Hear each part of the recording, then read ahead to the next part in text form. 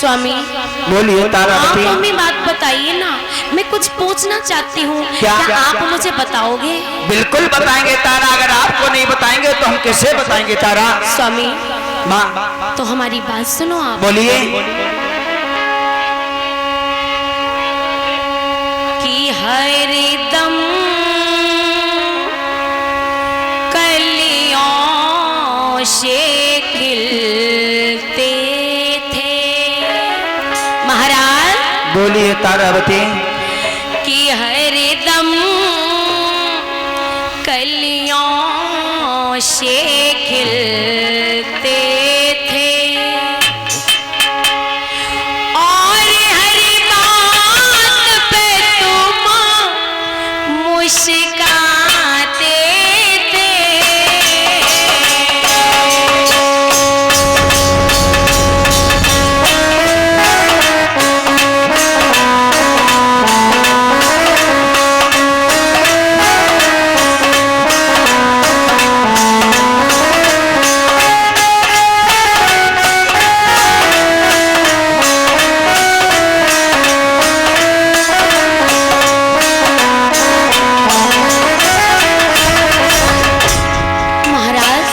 बोलिए तारा। जब जब आप महलों में आते थे ना तो आपका चेहरा बिल्कुल फूलों की तरह खिलता रहता था। सत्य स्वामी सत्य बात है तारा, आपकी सत्य बात है। लेकिन आज क्या हुआ जो आपका चेहरा बिल्कुल मुरझाया हुआ है स्वामी? तारा। हाँ स्वामी। मैं आपको सब कुछ बताऊंगा तारावती, जो मेरे साथ घटना घट रही है तारा, सब कुछ बताऊंगा। धैर्य को धारण करिए स्वामी। आपके चेहरे को देख करके मुझे तसल्ली नहीं आ रही है। बोलिए बोलिए तारा। बात सुनो स्वामी।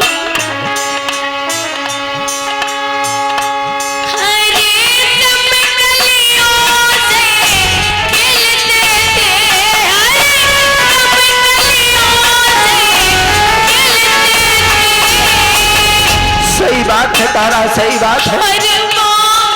पे तुम मुस्कुराते थे, एक नया संदेशा लाते थे स्वामी। सही बात है तारा। हो एक नया संदेशा लाते थे जब जब महलों में आते थे।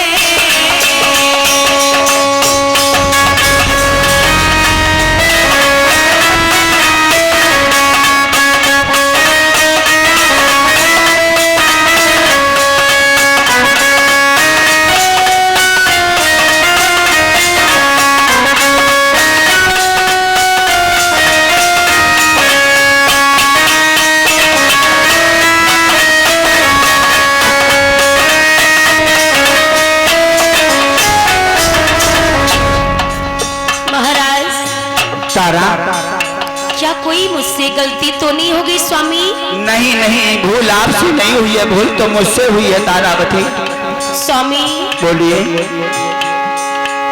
ऐसा तो नहीं है मुझसे कोई गलती हो गई हो, कोई भूल हो गई हो स्वामी, आप छुपाना चाहते हो? नहीं तारा। स्वामी तो मेरी एक बात सुनो। बोलिए।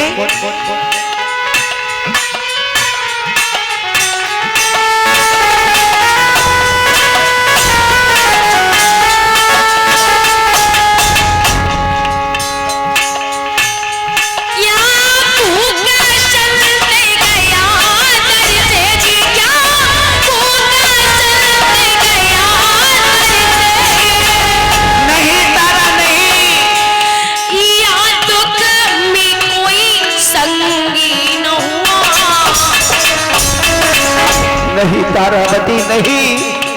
या कोई भूल भई हमसे, या कोई भूल भई हमसे, जिससे चेहरा गमगीन हुआ।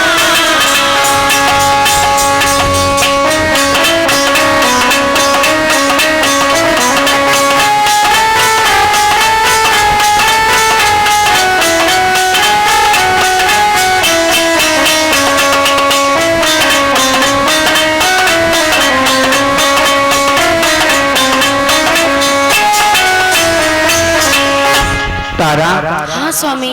अगर मैं आपको कोई बात बताऊं तो तुम आप मेरा सहयोग करोगी? स्वामी बोलो। क्या आपको पता है हाँ। कि धीरज धर्म ओ मित्र और नारी ओ आफत काल परखिए उचारी, परखिए उचारी।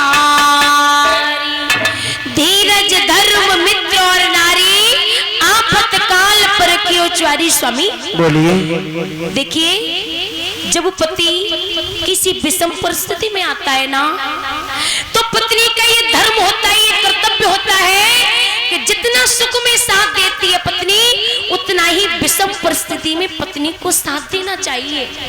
और मैं तो आपकी अर्धांगिनी हूँ, आपकी पत्नी हूँ स्वामी। आप मुझे बिल्कुल बताइए। देखिए, जब परिस्थिति आती है ना, तो 3 चीजों की महाराज पहचान करते हैं। धीरज धर्म मित्र और नारी, ये 4 चीजें होती हैं। कितनी भी हम पर मुसीबत आ जाए प्यारे, कितनी भी मुसीबत आ जाए, कितनी भी परिस्थिति आ जाए, कितना भी कष्ट आ जाए, लेकिन कभी धैर्य को नहीं छोड़ना चाहिए। कितना भी दुख आ जाए, कभी धर्म को नहीं छोड़ना चाहिए। और इन 4 चीजों की पहचान परिस्थिति में होती है, क्योंकि जब पति पर अच्छे दिन होते हैं तो पत्नी प्रत्येक अच्छा साथ देती है, लेकिन पत्नी पति पर कोई दुख आ जाए, कोई कष्ट आ जाए, कोई गरीबी आ जाए, ऐसी विषम परिस्थिति आ जाए, तो पत्नी जब उसका साथ देती है पति का, तो पतिव्रता धर्म पत्नी कहती है। पतिव्रता पत्नी होती है महाराज। और एक मित्र की पहचान कब होती है? जब मित्र पर विषम परिस्थिति होती है, कोई कष्ट होता है, कोई दुख होता है, तो सच्चे मित्र की पहचान तभी होती है, क्योंकि जब तक आपके जेब में पैसा रहता है तो मित्र आपके साथ रहते हैं। और जब मित्रों पर परिस्थिति आ जाए, कोई परेशानी आ जाए, और वो ही मित्र आपका साथ छोड़ दे, वो मित्र नहीं होता प्यारे, वो सबसे बड़ा शत्रु होता है, दुश्मन होता है।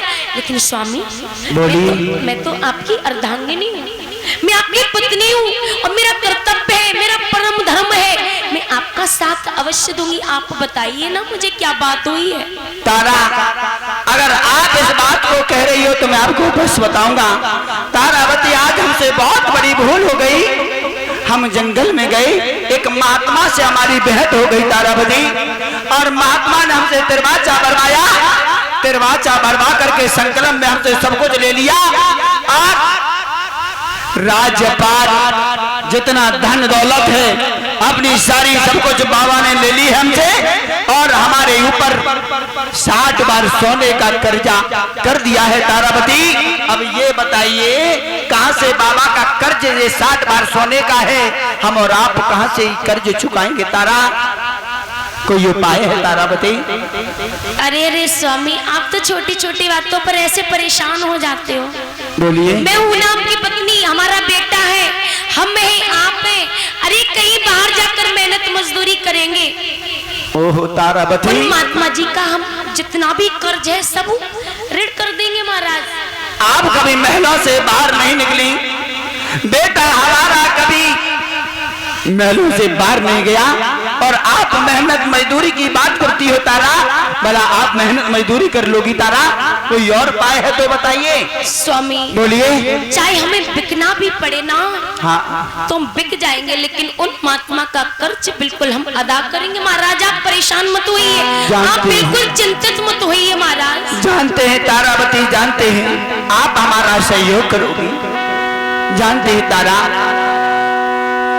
कि धरणी करनी है थमी भाई, तो मसी सुशील महिलाओं से, यदि बलिदानों की इज्जत है तुम्हारी जैसी अबलाओं से।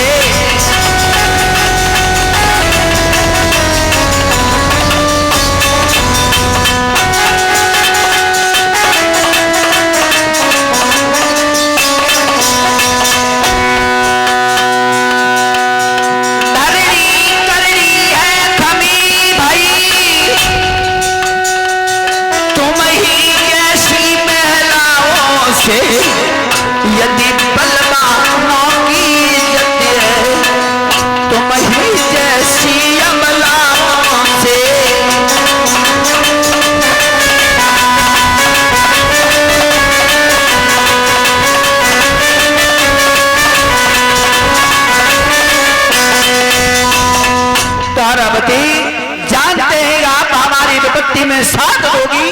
आज भक्तों हरिचंद्र ने तारा से कहा, तारा ने पुत्र रोहित को बुलाया और बिकने का उद्देश्य लेकर के विश्वामित्र के पास में पहुंचे हैं तीनों प्राणी।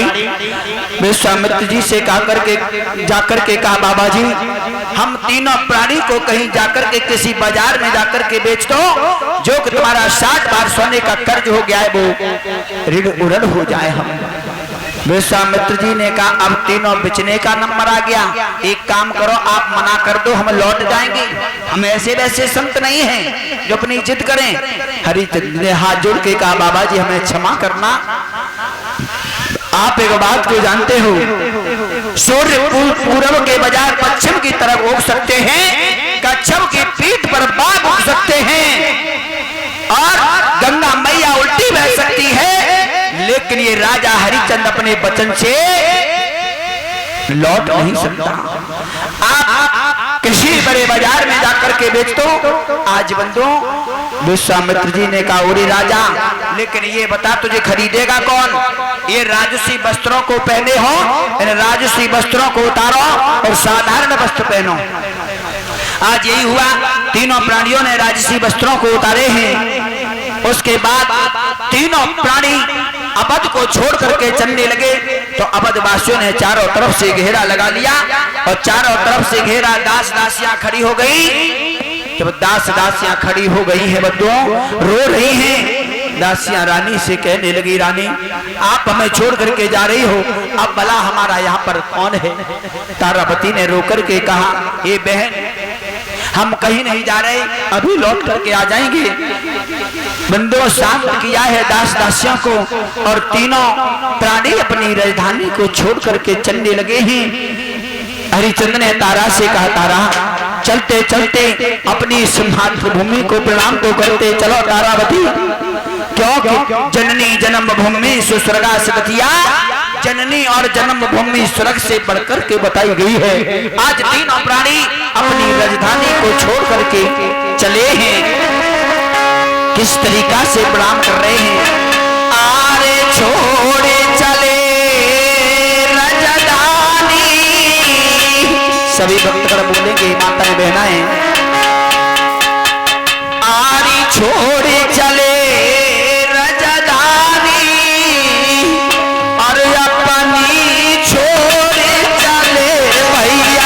छोड़े चले।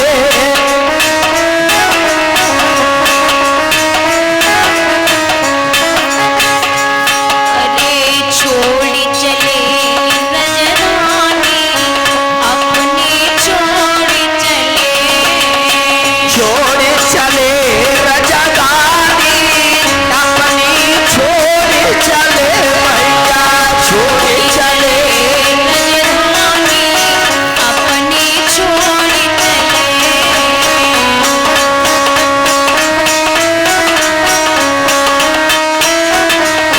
क्या हुआ? हरिचंद्र ने सतुनाई छोड़ा, हरिश्चंद्र ने सत नहीं छोड़ा, तारापति ने मुख नहीं मोड़ा, तारापति ने मुख नहीं मोड़ा, तारापति ने मुख नहीं मोड़ा, तारापति ने मुख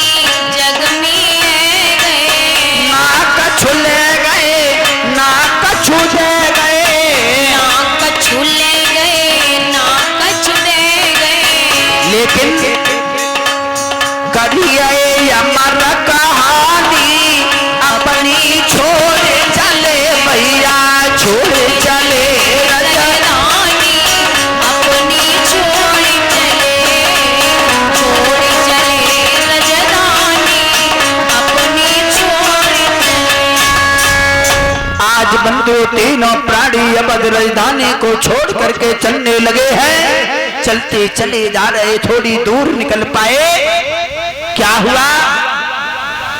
महाराज बोलिए तारा। अभी आपकी काशी और कितनी दूर है? तारावती, हाँ स्वामी। अभी तो थोड़ी दूर ही निकल पाए हैं स्वामी। बोलो। देखिए ना रोहित की, बेटा रोहित की ये क्या हालत हो रही है, हालत बिगड़ती जा रही है स्वामी। ऐसा करो, बोलिए। कहीं विश्राम कर लीजिए, इसको पानी पिला दीजिए। अरे तारा, ये क्या बात तुम कह रही हो? अभी विश्राम का समय नहीं है तारावती, बढ़े चलो। स्वामी बोलिए। अभी तक तो बेटा रोहितास की तबीयत खराब हो रही थी, हालत खराब हो रही थी स्वामी। बोलो। अब मुझ पे भी नहीं चला जा रहा। देखिए ना मेरे पैरों में कितने छाले पड़ गए स्वामी। ओहो तारावती, ऐसा सब मत बोलो तारा, हिम्मत से काम लो, क्योंकि हिम्मत से काम लेना इंसान की बुद्धिमानी हुआ करती है तारा। बोलो। हमारी बात सुनो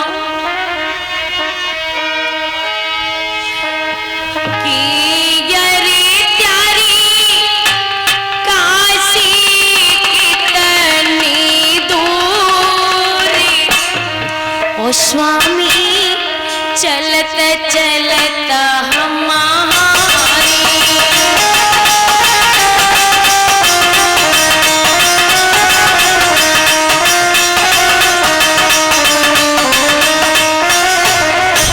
स्वामी कितनी दूर, और अभी हमें चलना है, नहीं चला जा रहा स्वामी। तारा अभी तो थोड़ी दूर निकल पाए हैं स्वामी। मेरे पैरों को देखिए, छाले पड़ गए, नहीं चला जा रहा। हिम्मत से काम लो तारा, हिम्मत से काम लो। अरे प्यारी काशी कितनी दूरी, सैया चलत चलत हमारे।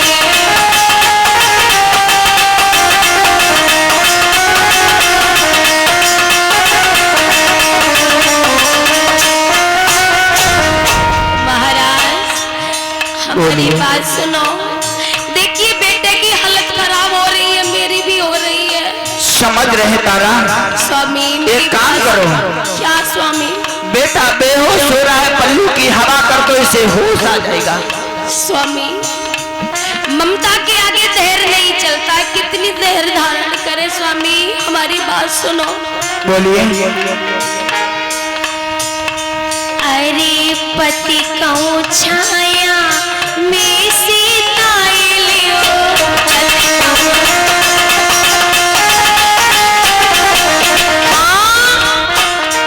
अरे पानी पी के प्यास बुझाए लियो, पानी पी के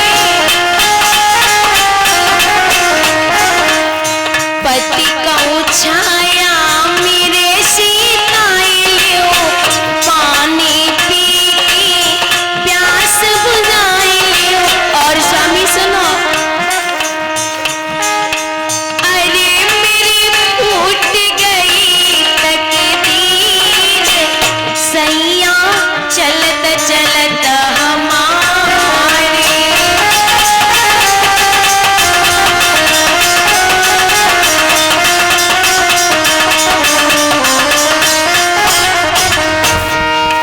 अरे प्यारी काशी कितनी दूर, राजा चलत चलत हमारे।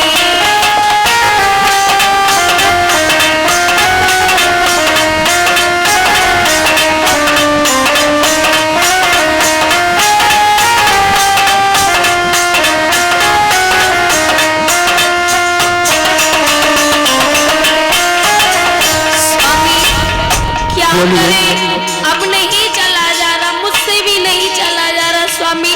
मैं आपको हाथों को जोड़ती हूँ स्वामी, कुछ उपाय करिए ना। बड़ो तारा। स्वामी सुनो, अरे कहा करी अब कितको जाए, कहा करे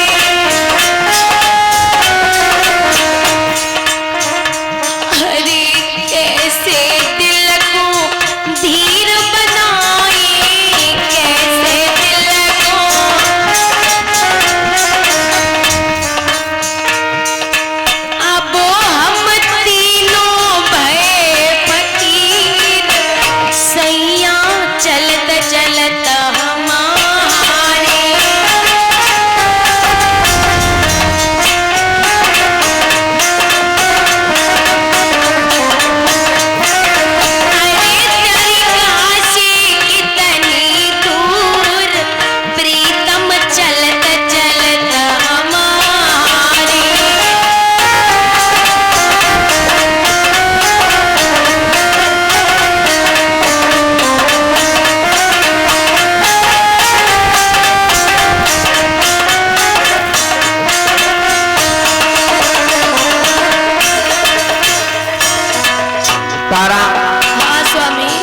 मेरी बात सुनो तारावती, थोड़ा हिम्मत से काम लो तारा। मुझे नहीं मालूम था कि मेरे साथ ये भी होगा। कितना हिम्मत से काम ले स्वामी, ममता के आगे धीरज टिकता नहीं है। बेटे की हालत देखो ना। सुनिए मेरी बात। सुनाइए महाराज। मेरी बनी बनाई